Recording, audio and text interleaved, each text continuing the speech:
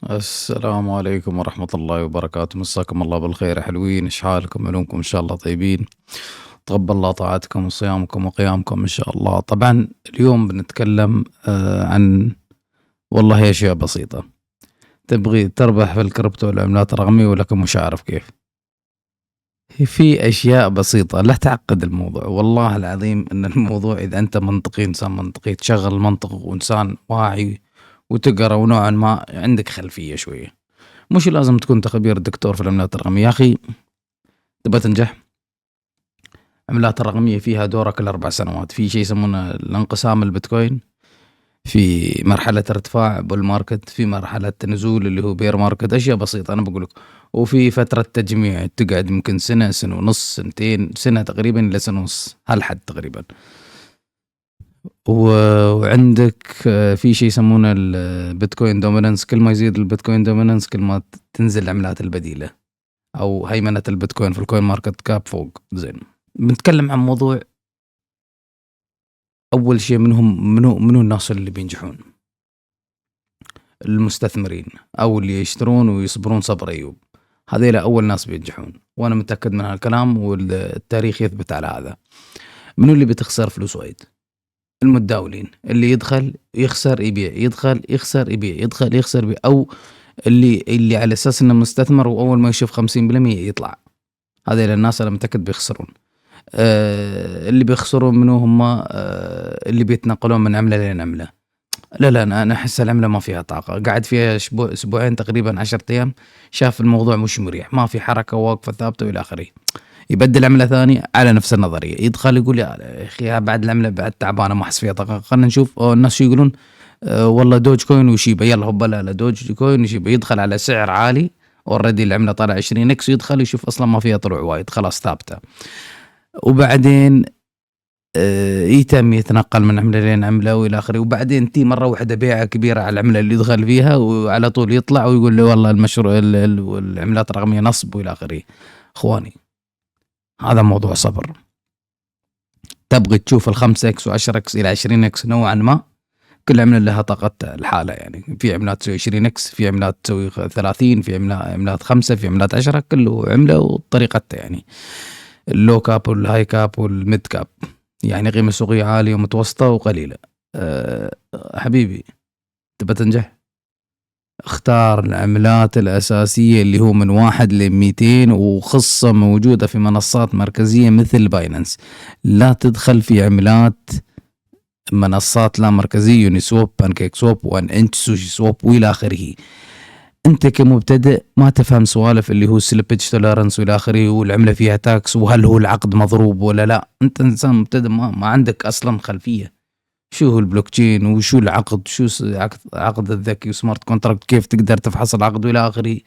ما عندك اي خلفيه، فغالبا اذا دخلت العملات هذه بتغرق، وما تعرف انت مثلا شو نسب الملاك، وهل العقد مضروب اقدر ادخل وبعدين مره ما ابيع. في وايد عملات الصغيره، الكازينو اللي اسميها عملات كازينو، عملات الميم. تدخل ما تروم تطلع. ليش؟ لان العقد ممكن يغيرون التاكس اللي فيه. يعني مثلا كان في التاكس مال البيع 5%، اول ما تبغي تبيع يتحول الى 99%، فانت خلاص عالق ما تقدر تبيع.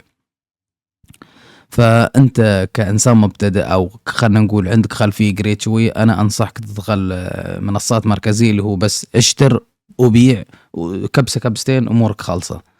ف خطه رقم 1، سوي حساب في منصه قويه مثل باينانس. خطه رقم 2، اشتري عملات اساسيه من 1 ل200.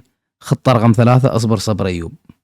من تشوف بيتكوين واصل قمه او رقم كبير، او وصل 100,000 خلينا نقول هالفتره ولا بدايه 25، عملتك لابد تلقائيا بتطلع تلقائيا. لان اصلا السيوله من بيتكوين، ايثيريوم، وانت نازل على العملات الاصغر اصغر لين ما توصل عملتك. استاذ الفاضل، الاخطاء اللي تسويها اللي هم كل الناس يسوون، الناس الجدد يعني، يتنقل من عمله لين عمله، يدخل في قطار محرك، العمله طالعه 30 اكس في القمه، تو يدخل عليها ما يعرف ليش دخل وعلى اي سعر دخل، ومو بفاهم شو الخلطه.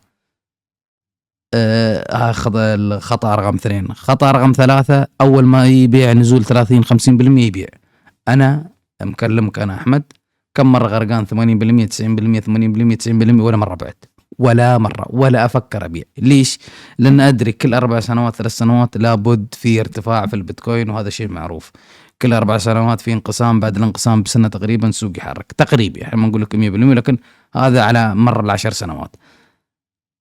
صديقي، تبغي تنجح لا تبيع في نزول 50%.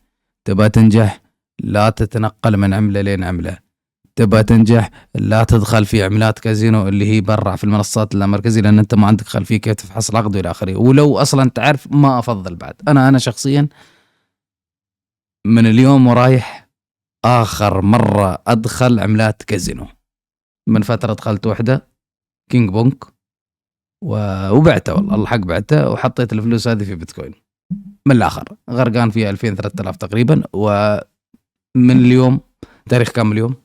شهر 4 تاريخ 8/2024 آخر مرة أدخل عملات كازينو، واللي هي معروضة في المنصات اللامركزية. ولو قالوا لك هذه العملة ممكن تسوي 1000 دبل، 500 دبل، 200 دبل، 20 مليون دبل، شيبة رقم 2، لا تصدقهم، لأنها حظ يا نصيب. والناس اللي تشوف إعلانات موجود فلان سوى من $1000 لين $1,000,000، هذا غالبا داخل قبل العالم بشهرين، ولا أصلا ويا الفريق داخل وياهم، أو عاطينا كمية يعني. بس دي خلنا نظبط مظبطنا.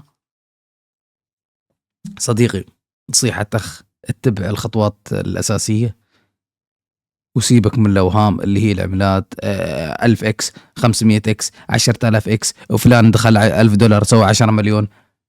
انسى الأمور وعيش الواقع.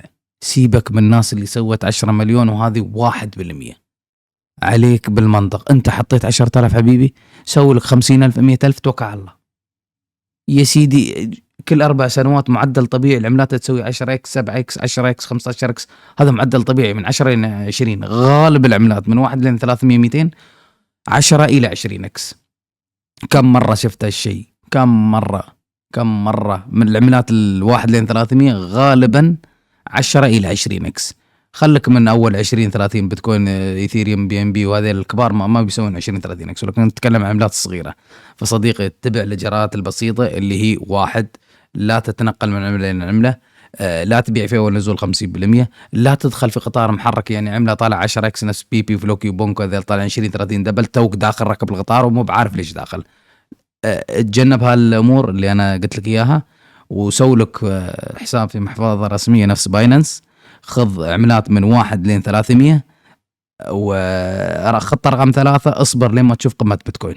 لا تسوي شيء من تشوف بيتكوين وصل القمة أو قريب القمة، أو خلنا نقول وصل مراحل كبيرة من مثلا من سعرنا اليوم من 70,000 لين 110 105، هني عملتك تلقائيا بتطلع. حط لك رقم قبل ما تدخل. يعني أنت اليوم دخلت على سعر بيتكوين سبيل المثال 50,000، خلاص حط لك هدف 100 110 أنت طالع. حتى لو بيتكوين يقول لك بيوصل 50,000 أو بيوصل 150 170، حط هدف، توكل على الله. أي عملة هالموضوع ندرج على شيء. ادخل في عملة مثلا سبيل المثال سعرها $1 والناس يقولون بتوصل $15 ووصلت $10، توكل على الله.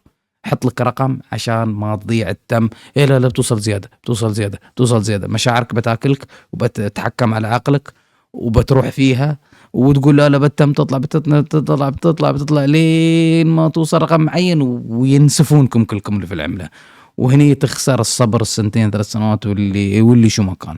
حط لك هدف قبل ما تدخل. والسلام عليكم ورحمة الله وبركاته، ودمتم سالمين، والله يوفقكم وين ما كنتوا، ويسر أمركم ويرزقكم وين ما كنتوا، والسلام عليكم ورحمة الله وبركاته. إخواني.